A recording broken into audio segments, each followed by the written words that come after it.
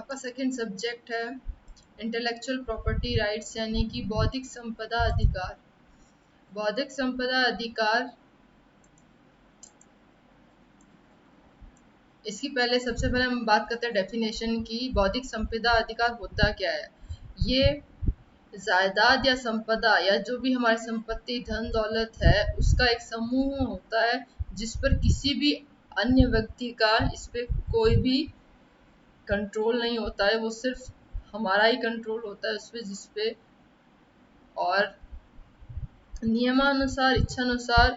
हम उसका उपयोग कर सकते हैं और उसका उपयोग करने के लिए हम स्वतंत्र होते हैं और दूसरे व्यक्तियों को उस वस्तुओं का उपयोग न करने देने के लिए भी अधिकृत होते हैं।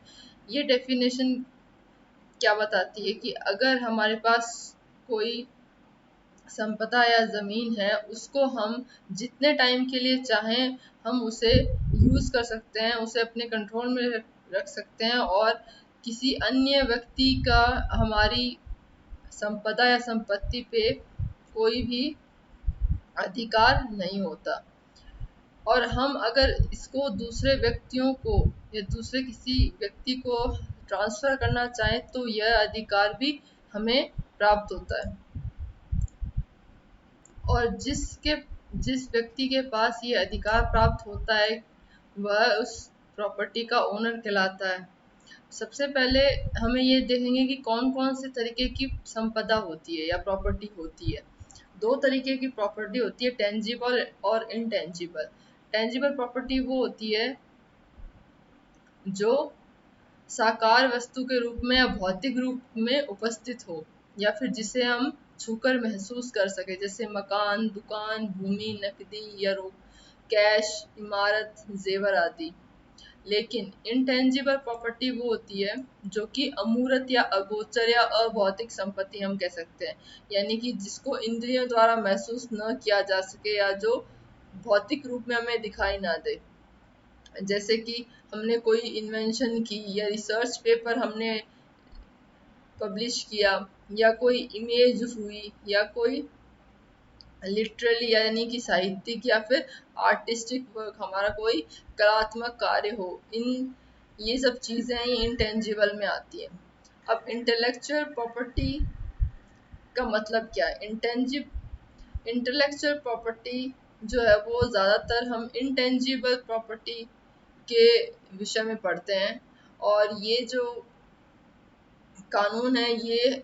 इंडिया में लागू हुआ सो दैट कि अगर किसी ने अपना रिसर्च पेपर जारी किया है या कोई नई इन्वेंशन अगर कर रहा है तो उसके अधिकारों का हनन ना हो। तो यह एक प्रकार की अमूर्त या अभौतिक संपत्ति होती है जो मानव बुद्धि या मनुष्य के मस्तिष्क की उपज या रचना होती है। यानी कि भौतिक चीज़ों पे तो हमारे पास प्रमाण है, लेकिन जो हमारी मानव बुद्धि है या मनुष्य की जो खोज है या उपज है उसको हम कैसे उसी इंसान के लिए अधिकृत कर सकें, इसके लिए इंटेलेक्चुअल प्रॉपर्टी राइट्स हम पढ़ते हैं और इसकी काफ़ी ज़रूरत है ताकि किसी के अधिकारों का हनन न हो। क्योंकि यह भौतिक रूप में प्रदर्शित नहीं की जा सकती, इसीलिए इसके कुछ संबंधित अधिकार होते हैं जिसके रूप में यह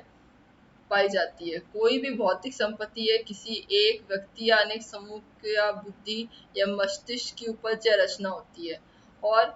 हमें पता है कि वह व्यक्ति या व्यक्तियों का समूह है उसका वह ओनर होता है। संपत्ति के स्वामी को उस संपत्ति का स्वयं उचित उपयोग करने या किसी अन्य को नियमानुसार उपयोग करने देने के लिए अधिकृत करने के अधिकार प्राप्त होते हैं। अब बात करते हैं हम कि बौद्धिक संपत्ति को उत्पन्न करने वाले व्यक्ति यानी कि जो क्रिएटर हैं वो अपने कार्य के बदले में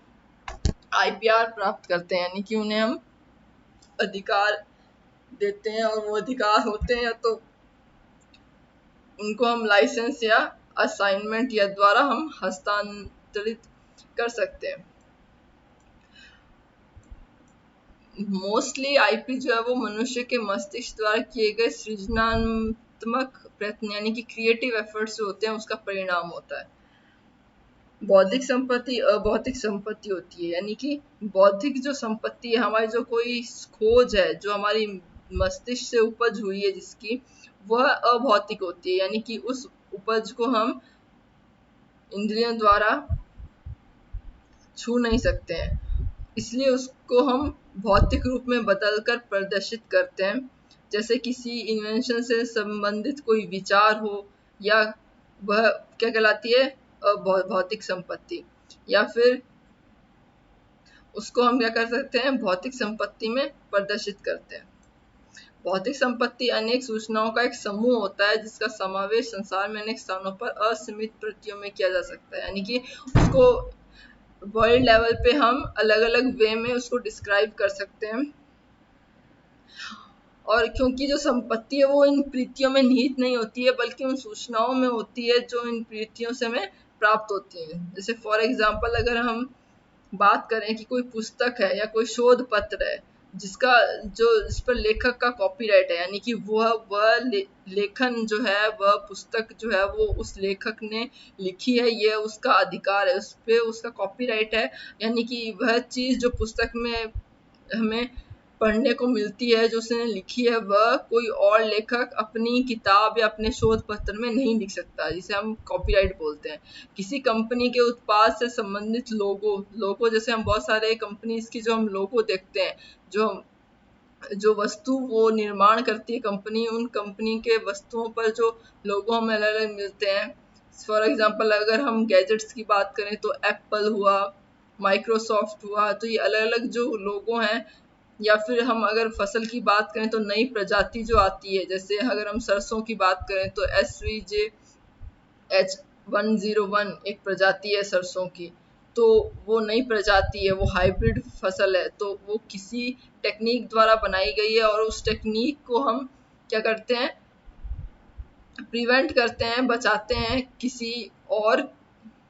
के द्वारा वो टेक्नोलॉजी यूज ना की जाए, और जिसने वो टेक्नोलॉजी बनाई है उसी को उसके अधिकार मिले, उसका फायदा जो है वो उसी इन्वेंशन कर्ता को मिले। किसी शोध पत्रिका में लिखे हुए शब्द या शब्द समूह या स्वयं पत्रिका ही बौद्धिक संपत्ति है, और जरूरी नहीं है कि वह चीज ही बौद्धिक संपत्ति हो, जबकि उस शब्द समूह के द्वारा प्रदर्शित विचार या जो भाव है वह बौद्धिक संपत्ति है। जो बौद्धिक संपत्ति होती है वो भी दो भागों में उसे विभाजित किया जाता है। पहला है कॉपीराइट संपत्ति यानी कि कॉपीराइट प्रॉपर्टी, और दूसरा होता है औद्योगिक संपत्ति यानी कि इंडस्ट्रियल प्रॉपर्टी। कॉपीराइट संपत्ति यानी कि मनुष्य के मस्तिष्क का सृजन, यानी कि जो उसने नई क्रिएट कोई चीज, अगर उसने कोई नई चीज क्रिएट की है अपने दिमाग से, मस्तिष्क से, तो वो कहलाएगी कॉपीराइट संपत्ति। वह भी अलग अलग तरह की होती है, जैसे आर्टिस्टिक यानी कि हम कला, ड्रामेटिक ड्रामा करके नाटकीय रूप से अगर कोई चीज हम दर्शा रहे हैं, उसका सृजन कर रहे हैं। म्यूजिकल गायन द्वारा, ओरिजिनल लिटरेरी वर्क यानी कि हम कोई लेखन कार्य कर रहे हैं, उसमें हम कंप्यूटर प्रोग्राम्स में की भी बात करते हैं, जो नए नए कोडिंग प्रोग्राम्स आते हैं, डाटाबेसेस आते हैं। देन आता है सिनेमेटोग्राफिक फिल्म, यानी कि जो हम पर्दों पर फिल्म देखते हैं, उसकी कहानी, उसका प्रदर्शन करने का रूप जो है वो भी कॉपीराइट के अंदर आता है। देन आता है साउंड रिकॉर्डिंग, यानी कि किसी के द्वारा की गई साउंड रिकॉर्डिंग भी कॉपीराइट के अंदर आती है। फिर हमारा दूसरा है औद्योगिक संपत्ति। पहला हमारा था कॉपीराइट, देन था औद्योगिक। अब यह भी मनुष्य के मस्तिष्क के सृजन है, लेकिन यहाँ पे ये जो भी सृजन है, यहाँ पे बात हो रही है औद्योगिक डिजाइन की, यानी कि हम इंडस्ट्रियल लेवल पे बात कर रहे हैं। इंडस्ट्रियल लेवल पे कोई भी डिजाइन हो सकता है, कोई भी लोगो हो सकता है। इंटेलेक्चुअल प्रॉपर्टी राइट्स जो है वो 19वीं शताब्दी में, तथा उसका विस्तार जो हुआ है वो 20वीं शताब्दी के अंत में होने लगा, क्योंकि जैसे जैसे नई इन्वेंशन होती गई वैसे वैसे बिना इस अधिकार के लोगों के अधिकारों का हनन होने लगा, जिसकी वजह से 20वीं शताब्दी के अंत तक इस चीज को ज्यादा महत्व दिया जाने लगा। और कानूनों के अनुसार व्यक्तियों को संपत्ति पर अधिकार प्रदान किया जाता है तथा एक निश्चित समय के लिए उस संपत्ति के लिए कलात्मक, वैज्ञानिक व तकनीकी सृजनों से प्राप्त लाभ के उपयोग का अधिकार भी प्रदान किया जाता है। यानी कि फॉर एग्जाम्पल अगर हम कोका कोला कंपनी की बात करें तो उसका अधिकार का जो समय था वो था 20 साल, यानी कि 20 साल जो है वो कंपनी अपने उस प्रोडक्ट के फॉर्मूले को किसी को भी डिस्क्लोज नहीं कर सकती, यानी कि वो नहीं करेगी और उसके लिए वो उसे पूरा अधिकार प्राप्त है। अगर कोई दूसरी कंपनी या कोई दूसरी इंडस्ट्री उस फॉर्मूले को चुरा ले तो वह उसे कानूनी रूप से वह उसका दंड का भागी होता है। देन आता है nature of intellectual property rights. Nature में ये अधिकार कलात्मक, वैज्ञानिक, तकनीकी सृजन को एक निश्चित समय के लिए ट्रेड सीक्रेट्स को छोड़ के, ट्रेड सीक्रेट्स हमारे आते हैं जो भी व्यापार का लेन देन होता है दो देशों के बीच में, उसको छोड़कर तथा निश्चित क्षेत्र यानी कि एक पर्टिकुलर एरिया में ही वो मान्य होंगे। फॉर एग्जाम्पल अगर किसी मनुष्य ने या किसी व्यक्तियों के समूह ने कोई नई वैज्ञानिक चीज का आविष्कार किया है तो वह दूसरी देश में या दूसरी जगह जाके उसके लिए हक नहीं मांग सकता, उसे उसी जगह पे हक मिलेगा जहाँ पे वह उस चीज का सृजन हुआ है या जहाँ वह जिसमें वह सृजन समाया हुआ है। उदाहरण के तौर पे किसी व्यक्ति है उसने अपने मौलिक विचार शोध पत्र के रूप में किसी शोध पत्रिका में या पुस्तक के रूप में प्रकाशित किए, तो उस व्यक्ति का जो अधिकार है वो उन मौलिक विचारों पे है जो उसके मस्तिष्क के सृजन का परिणाम है, न कि उस पत्रिका या उसके उन पृष्ठों, न उस पुस्तक पर जिनमें विचार प्रकाशित है। यानी कि हम उस भौतिक रूपी जो पृष्ठ है या जो पुस्तक है या जो पत्रिका है उन पे हम अधिकार नहीं जता सकते, जबकि जो विचार हमने उसमें प्रस्तुत किए हैं हम उसके लिए उत्तरदायी हैं और उसी अधिकार श्रेणी में हमें वो फायदा मिलेगा कि हमने एक नए विचार का सृजन किया है।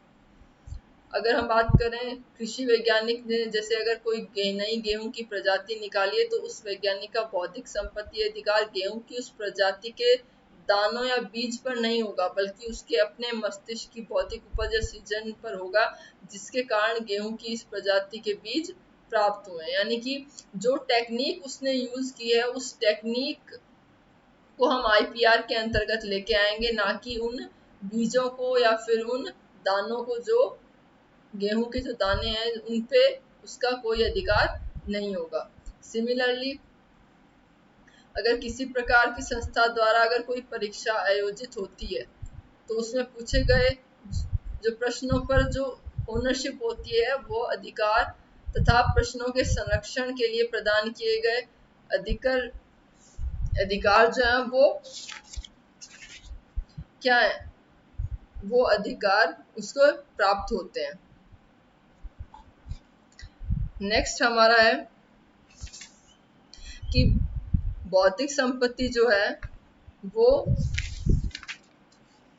पेपर सेटर यानी कि जो जिसने वो पेपर बनाया है उसकी बौद्धिक संपत्ति या फिर प्रश्न पत्र में पूछे गए प्रश्न ही होंगे तथा प्रश्न पत्र नहीं, क्योंकि वह पेपर सेटर के मस्तिष्क का बौद्धिक सृजन है। और इन संरक्षणों का जो वर्णन है वो हम अगले चैप्टर में पढ़ेंगे।